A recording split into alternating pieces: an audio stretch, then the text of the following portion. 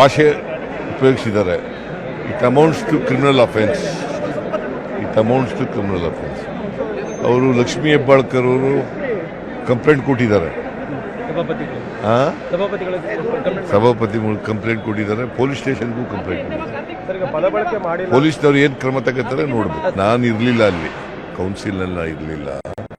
But ನನಗೆ council ಮೆಂಬರ್ಗಳೆಲ್ಲ ಬಂದು ಹೇಳಿರ್ತಕ್ಕಂಥದ್ದು ಭಾಳ ಕೆಟ್ಟ ಪದ ಬಳಸಿದ್ದಾರೆ ಅಂತ.